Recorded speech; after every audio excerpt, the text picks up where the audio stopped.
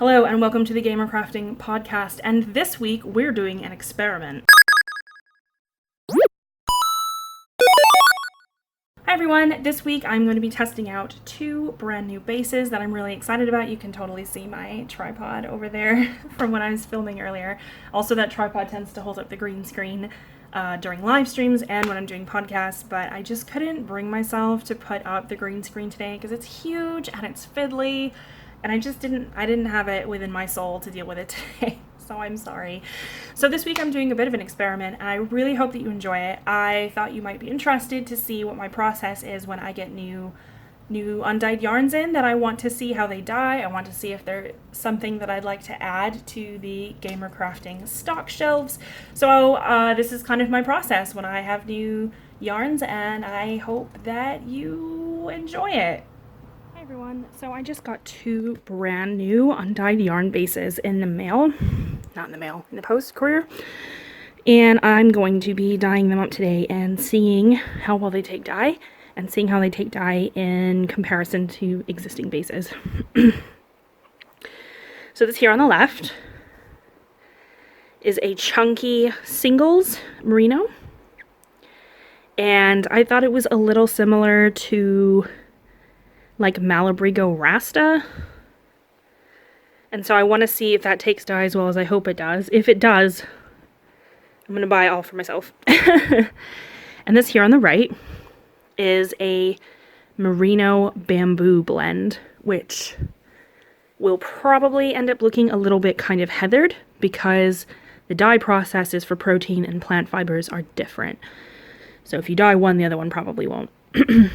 But I was kind of hoping that the bamboo of this would give it a nice sheen. You can already see that there's a little bit of a nice shine happening there, because I like the shininess of yarns, but I don't dye silk, so it's difficult to find yarns with that really soft, smooth shine without silk. So fingers crossed, stay tuned. Okay, so I'm going to be dyeing both of these new bases, the merino bamboo and this chunky merino single ply. I'm going to be dyeing them as a semi-solid first to see how they take color that way, and then I'm also going to try speckling them. So let me just unwind these so I can put them in this pot. I'm using a smaller pot than I would normally because I'm only using these two skeins. The pots that I usually use are much bigger. So this is just a small pot so that I don't have to use as much water just for testing. And also usually when I have multiple skeins of the same base, I will usually zip tie them together so they don't get tangled. Okay, so I'm about to pour in the dye solution. I don't keep pre-mixed dye. I don't have the space for it. I know a lot of indie dyers who do have the space for it. I don't, because I don't. I do not have the space for tons of jars of premixed dye solution. I only have room for my couple of shelves worth of pigment. Okay, so this color, this is Nomberry, and it's a custom mix. So this was to replace, here, let me pour it in, so you have something to look at. This was to replace a dye that I really loved, but was really difficult to work with. Okay, that pot needs a little bit more water. Anyway, so I created this unique solution, or the dye rather, the mixture. I created it with several different dyes. It's not just one dye, it's several, and that's because the dye that I used to use for this yarn is notoriously difficult to deal with. I still use it for speckling on several of my different repeatable yarn bases and some of the non-repeatable stuff too. But when it comes to trying to do it as a semi-solid or as any sort of solid block, I have started using this unique mixture because it's easier to predict what's going to happen. Whereas with the other yarn, it just seemed like, you know, even if you did everything exactly the same, it would still turn out wildly different, or it would do something unexpected that would mean that I couldn't sell it as what I had intended to. Okay, so on first glance, this chunky single ply looks like it's going to take color really well. but obviously we won't know everything until it steams or cooks for a while, and then we'll put it in the spinner. And then my curiosity, this hasn't taken color quite as evenly. That's potentially my fault because I didn't put enough water in to begin with. Anyway, my curiosity with this merino bamboo was seeing how well blended the yarn fibers were, because bamboo is a plant fiber and merino is a protein fiber, and those dye processes are very different. You can't really hand dye fabric or yarn with the mixture of protein and plant fibers and expect it to be completely 100% dyed. So upon looking, it looks like this is pretty finely blended in. So I'll cook it and I will see what happens and then rinse it, because it's a plant fiber. It's going to need a fair bit of rinsing. And that's the other thing, that people like plant fibers, they can be more eco-conscious, but they require much more industrial processing. So it's on all kind of a bit, pick your poison. But it looks like it's very finely blended, so I'm going to guess it's going to just turn out maybe a half a shade or 3/4 of a shade lighter than a pure merino would. So you can see there's still, because I started with cold water, which is also a good tip if you're trying to get semi-solids, is starting with cold water so that the dye has time to get into the fibers before they chemically bond. Otherwise, if you use hot water and dye it, the chemical reaction will happen too fast. The dye will strike too fast, and instead of ending up with a semi-solid, you'll end up with something that's a lot more variegated looking. Alright, so I'm going to turn on the heat here, and I'm going to leave this for an hour or two, and then I will check. It's on a pretty low heat. And then I will check and see how much of the dye has been taken up. So now I'm going to see how these two bases deal with speckling. Neither of them are superwash, which is going to affect the speckle anyway. Most yarns that manage to achieve a very crisp speckle are going to be superwash, which these are not. So the speckles will already look a bit different than the yarn that's on a superwash sock kind of base. So I'm going to be using the colors that I use in my Storm colorway, but not as intensely, because I do want to look at the speckle rather than just the dye absorption, which we are testing in the other pot. This is a big pan. So I'm going to start with this color here, and I'm just going to speckle, over an amount of it. This is quite a hefty speckle that I'm doing, but, bear with me. We just want to make sure that we're getting some of it on both yarn bases so that we can look later and see how it did. So this is kind of a heftier chunk, so I'm going to end up looking more like a blorb than a speckle, which is my own fault. But then we have these little crispy bits here, so it's going to be interesting to see whether those spread out through the fiber or whether they stay put. Okay, I'm going to test another one now. I thought it would be fun to show you. This is the purple dye that I love, but is problematic to deal with. This one tends to bleed even on a superwash, so we'll see how it does on these. And here we've got this one.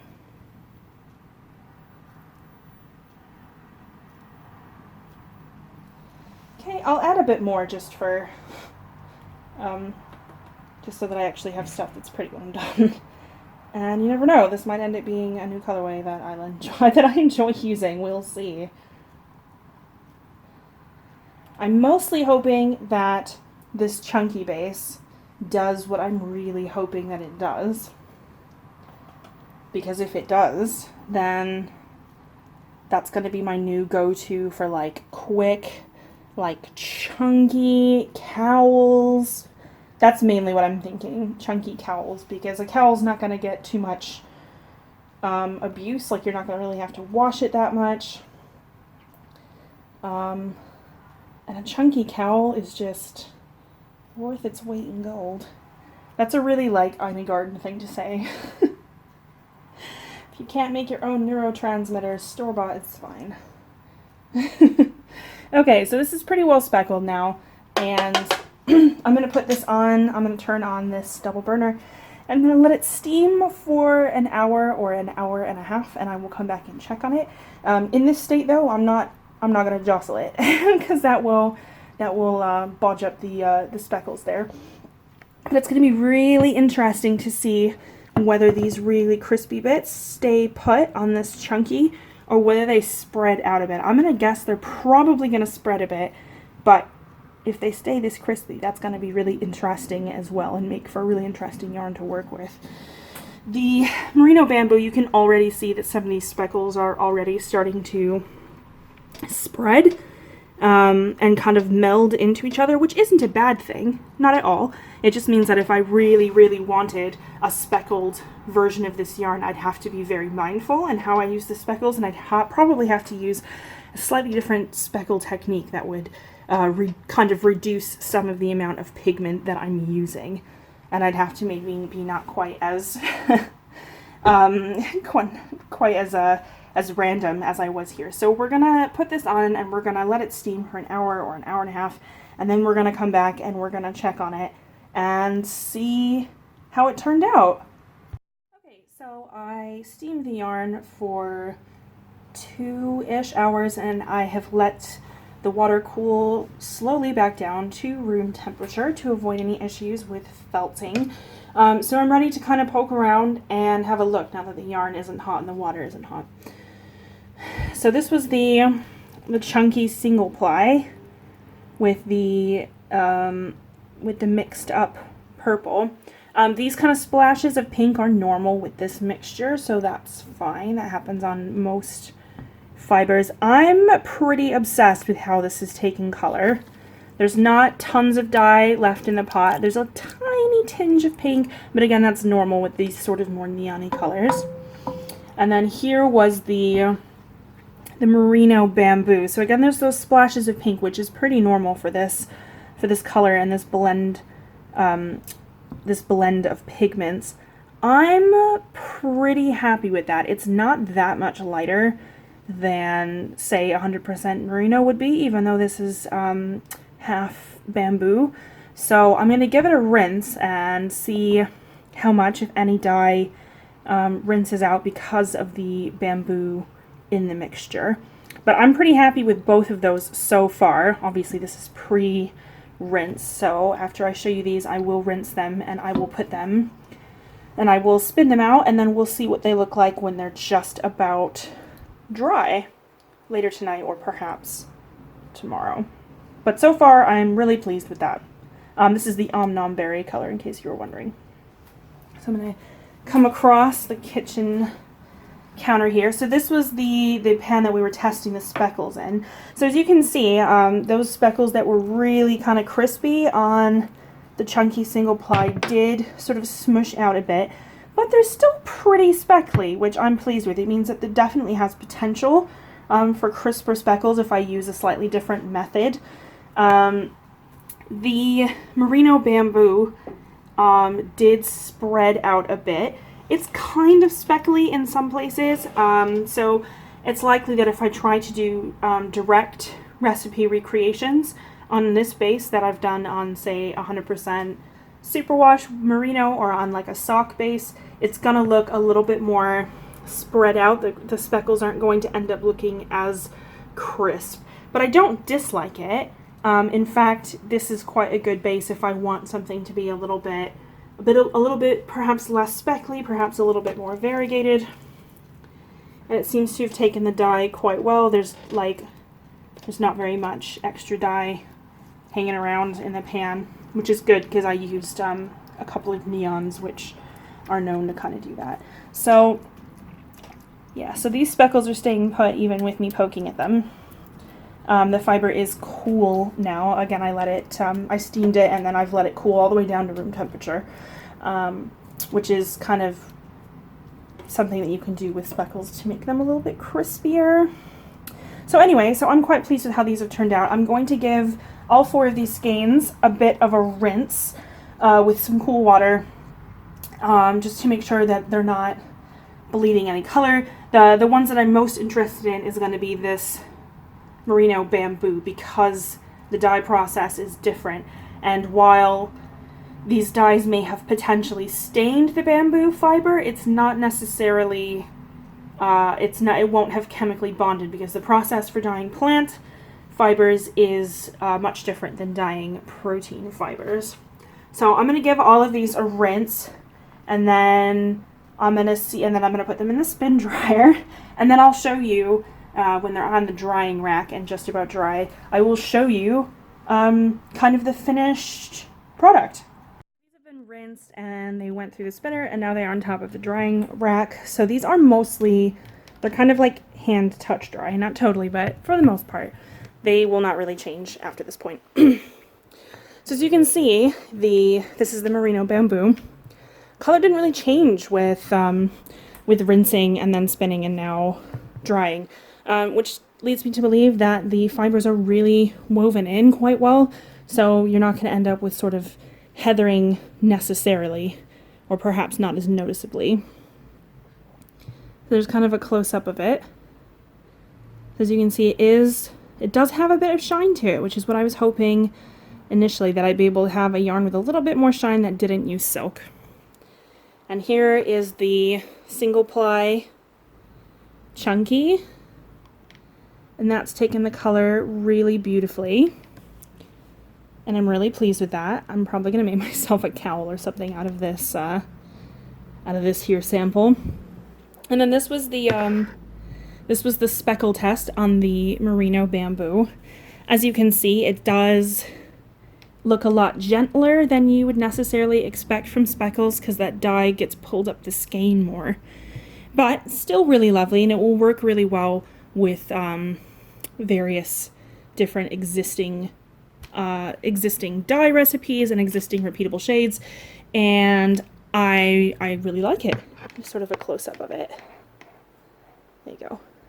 And then here was the chunky single ply with the speckles. I really super love how this turned out. I'm really excited by it. I've been looking for a nice chunky single ply. Sorry, that's the top of the drying rack. I've been looking for a nice chunky single ply for a while, and I've not really been able to find it. So I'm excited by this. So if there is anything necessarily that you would like me to dye with these new bases, do pop a comment below. Or if there's anything that you'd really love to see me carry, you can ask that as well. So that's about it for this little experiment. I hope that you all enjoyed it, as I had nothing else really to talk about this week that wasn't just, screaming into the void. Alright, so I'm so tired and burned out from the last few weeks that I can't even bring myself to be bothered to put up the green screen and film this properly. So I'm just filming this on my phone with the gimbal on selfie mode, so I'm sorry if you all feel like the quality of this podcast has fallen down a hole. So anyway, so that's what I was up to this week, was testing these new bases as well as dyeing club yarns and trying not to completely flip out. The application for my visa renewal arrived this week, and it's 62 pages long. 62 pages long of really obfuscated questions, and given what happened last time, we're both feeling really stressed about it, which is why perhaps we've not really been as active on Instagram or Facebook or whatever. Everything seems a bit more scheduled. It's because it is. Sarah's actually out right now. She's taking a bunch of packages to the post office, and I'm here filming this so that I can edit it and get it up later today. I am working on getting captions for all of the existing podcasts. It is going to take a while, and it is kind of expensive, so please bear with me. YouTube made community contributions much more difficult to access, and the people who had offered to be community contributors weren't able to get into it, and it was taking them much longer than I felt was fair, so I'm using a service now to get captions on the videos, and hopefully within a few days of this going up, this will have proper captions, so that people who are hearing impaired or people who just prefer correct captions will be able to have that on the video, because the automatically generated ones are pretty trash in general, but even more trash for for yarn related or sort of niche industry specific things, because it's trying to guess what I say and it doesn't, it's just not there. So anyway, I hope you all enjoyed this podcast of me testing out these new yarns. Like I said earlier, if you're interested in me doing those dyes on a specific yarn, on a specific, like if you're looking for one of the repeatable shades on one of these new ones, then do let me know and I'll see if I can make it happen. I don't have tons of this yarn in stock. I don't tend to buy in lots of new bases, tons of it at a time, because I don't know if people are going to like it or not. And there's been more than once where I've ordered a bunch and then it's just not something that dyes very nicely, or it's not something that I super love. So that was this week's experiment, and it has concluded now, and as soon as that chunky is dry, I'm going to be balling it up and probably making myself a nice textured cowl, a little present for me. Anyway, please do like and subscribe this video, like the video, subscribe to the channel. We will be back on Saturday with a live stream as per usual with part 3 of Telling Lies, which is the sort of mystery unraveling one we've been playing the last couple weeks. I think we're going to wrap it up this week, finally. So do pop in if you're interested in that kind of thing. We will catch you up. There's always a lot of good chat in the live streams anyway. So do like the video, subscribe to the channel. I will be back next week with another podcast. If you have something you'd like me to discuss in a podcast, drop that in a comment and I will try to make it happen. I had planned things to the end of the year, but I've just gone so far off piste with my planning that I should just consider the plan more of good guidelines. All right, everyone. Thanks so much. We'll see you next week.